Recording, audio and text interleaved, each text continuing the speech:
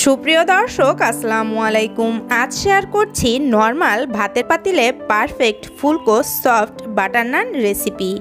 এই রেসিপিটা ফলো করে আপনি বাসাতেই একদম পারফেক্ট হুবহু রেস্টুরেন্টের মতো বাটার নান তৈরি করতে পারবেন। আর নানটা খুবই বেশি সফট হয়, দেখুন কতটা সফট এই নানটা। আশা করছি আমার আজকের রেসিপি আপনাদের জন্য ভীষণই হেল্পফুল হবে। নান তৈরির জন্য প্রথমেই এখানে 2 কাপ পরিমাণে ময়দা নিয়ে নিচ্ছি। আপনারা আপনাদের মেজারমেন্ট অনুযায়ী ময়দাটা নিয়ে নেবেন। আর আপনারা চাইলে কিন্তু নানটা আটা দিয়েও তৈরি করতে পারবেন। এবারে এখানে দিয়ে দিচ্ছি 2 টেবিল চামচ পরিমাণে চিনি। চিনিটা আপনারা আপনাদের টেস্ট অনুযায়ী বাড়িয়ে কমিয়ে দিতে পারবেন, তবে অবশ্যই চিনিটা দিবেন, এতে করে একটু মিষ্টি মিষ্টি লাগে, খেতেও কিন্তু ভালো লাগে। স্বাদ মতো কিছুটা লবণ দিয়ে দিলাম। দিয়ে দিচ্ছি 2 টেবিল চামচ পরিমাণে গুঁড়া দুধ। গুঁড়া দুধটা দিলে নানের টেস্টটা খুবই ভালো আসে আর সফট হয়, চেষ্টা করবেন গুঁড়া দুধটা দেওয়ার জন্য। এবারে এখানে দিয়ে দিচ্ছি হাফ চা চামচ পরিমাণে অ্যাক্টিভ ড্রাই ইস্ট। আপনাদের অনেকেরই অভিযোগ থাকে যে নান তৈরি করলে ইস্টের গন্ধ আসে, এক্ষেত্রে অবশ্যই পরিমাপটা লক্ষ্য করতে হবে। খুব বেশি পরিমাণে ইস্ট দিলে কিন্তু নান থেকে ইস্টের গন্ধটা আসবে, আর আটা দিয়ে যদি নানটা তৈরি করেন সেক্ষেত্রেও কিন্তু ইস্টের গন্ধ আসতে পারে, তাই এদিকটা একটু খেয়াল রাখতে হবে। এবারে সব শুকনো উপকরণ হাত দিয়ে এভাবে একটু মিক্স করে নিচ্ছি। শুকনো উপকরণগুলো মিশিয়ে নিয়ে এবারে এখানে কুসুম গরম পানি দিয়ে দিচ্ছি। দেখুন এভাবে একটা আঙ্গুল ডিপ করতে পারবেন, এরকম গরম পানি এখানে ইউজ করতে হবে। 1 কাপ পরিমাণে পানি নিয়েছি, তবে সবটুকুই একবারে দিচ্ছি না, অল্প অল্প করে দিয়ে ময়দাটাকে মেখে নিব। 1.5 কাপ পরিমাণে পানি দিয়ে ময়দাটাকে মেখে নিয়েছি। দেখুন এই অবস্থায় এখন এখানে দিয়ে দিচ্ছি 1 টেবিল চামচ পরিমাণে তেল। এ পর্যায়ে তেলটা কিন্তু অবশ্যই দিতে হবে। তেলটা দিয়ে খুব ভালোভাবে এখন ময়দাটাকে মেখে নিতে হবে। আমাদেরকে এমন একটা ডো তৈরি করতে হবে যে ডোটা খুব শক্তও হবে না, আবার একবারে খুব যে নরম হবে সেটাও না, মিডিয়াম একটা ডো আমাদেরকে তৈরি করে নিতে হবে। এখন আমি ময়দাটাকে খুব ভালোভাবে মেখে নিচ্ছি। ডোটাকে মেখে নেওয়া হয়ে গিয়েছে। দেখুন এরকম সফট একটা ডো তৈরি করেছি, খুব বেশি নরমও না আবার খুব বেশি কিন্তু শক্তও না। এখন ডোটার উপরে কিছুটা তেল দিয়ে একটু মেখে রাখছি, যাতে করে উপর থেকে ড্রাই আউট না হয়ে যায়। আর একটা ঢাকনা দিয়ে ঢেকে দিয়ে অপেক্ষা করব 2 ঘন্টার জন্য, এতে করে আমাদের ডোটা ফুলে ডাবল হয়ে যাবে।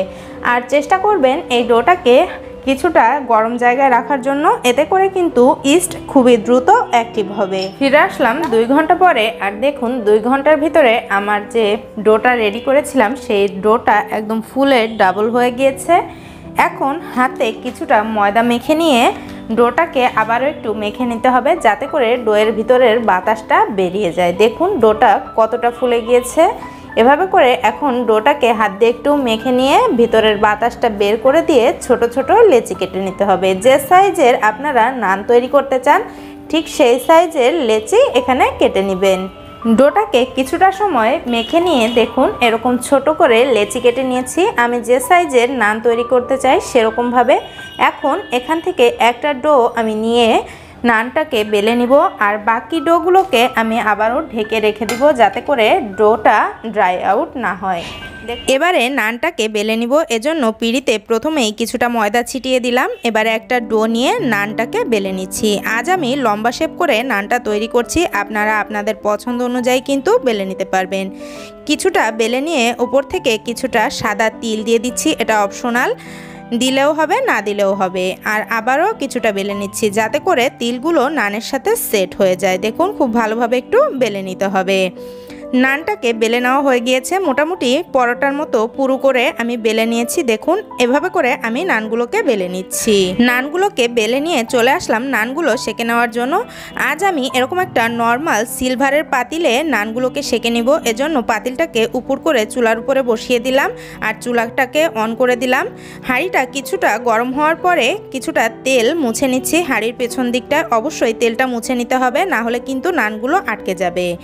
এখন একটা একটা করে নান দিয়ে দিব। এজন্য প্রথমেই এখানে পানিতে কিছুটা লবণ গুলে নিয়েছি। দেখুন এই লবণ পানিটা নানের পেছন দিকটা একটু লাগিয়ে দিতে হবে। যে পাশটায় আমরা তিলটা ইউজ করছি তার অপর পাশটায় লবণ পানিটা ব্রাশ করে নিতে হবে। দেখুন আমি ব্রাশ করে নিচ্ছি।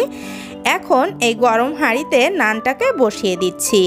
আমি একসাথে দুটো নান এখানে দিয়ে দিব। দেখুন অপর নানটাতেও আমি লবণ পানিটা ব্রাশ করে নিয়ে তারপরে নানটাকে হাঁড়ির উপরে বসিয়ে দিচ্ছি। চুলার আঁচটা আছে নর্মাল টু লো এর মাঝামাঝি, খুব জোরে আছে কিন্তু এই নানটা ভাজা যাবে না। কিছুটা সময় অপেক্ষা করার পরে দেখুন আমার নানগুলো কতটা ফুলে উঠেছে আর ওপরের কালারটাও চেঞ্জ হয়ে গিয়েছে। এখন আমি পাতিলটাকে উল্টো করে ধরে নানের অপর পাশটাকেও সেঁকে নেব।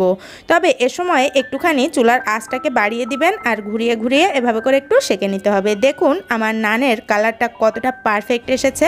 এখন আমি নানগুলোর ওপর থেকে বাটার ব্রাশ করে নিচ্ছি। আমি আগে থেকেই বাটারটাকে গলিয়ে নিয়েছি। দেখুন এভাবে করে ব্রাশ করে দিতে হবে। আর এভাবে করেই কিন্তু রেস্টুরেন্টেও বাটার নানটা তৈরি করা হয়। এবারে নানটাকে উঠিয়ে নিচ্ছি। দেখুন আলতো হাতে এরকম একটু প্রেস করলেই কিন্তু নানটা অনায়াসেই খুলে আসবে, যেহেতু আমরা তেল ব্রাশ করে নিয়েছিলাম। আর নানটা কিন্তু মাশাআল্লাহ একদম পারফেক্ট হয়েছে। দেখুন নানটার পেছন দিকটাও কতটা সুন্দর হয়েছে। এভাবে করেই আমি প্রতিটা নানই তৈরি করব। দেখুন অপর নানটাও আমি উঠিয়ে নিলাম আর অপর নানটাও কতটা পারফেক্ট হয়েছে। এরই মাঝে আপনাদের কাছে ছোট্ট একটা অনুরোধ, যদি আজকের রেসিপি আপনাদের কাছে ভালো লাগে প্লিজ আমার চ্যানেলটিকে সাবস্ক্রাইব করে আমার সাথেই থাকবেন। দেখুন সবগুলো নান তৈরি করে নিয়েছি আর নানগুলো কতটা পারফেক্ট হয়েছে, একদম কিন্তু রেস্টুরেন্টের মতোই হয়েছে আর কতটা সফট। আশা করছি আপনারা এটা দেখেই বুঝতে পারছেন। বাসায় তৈরি করে দেখবেন, একদম পারফেক্ট নান তৈরি করা যায় এইভাবে। রেসিপি ভালো লাগলে লাইক কমেন্ট শেয়ার করতে ভুলবেন না। সবাই ভালো থাকবেন। আজ এ পর্যন্তই। আল্লাহ হাফেজ।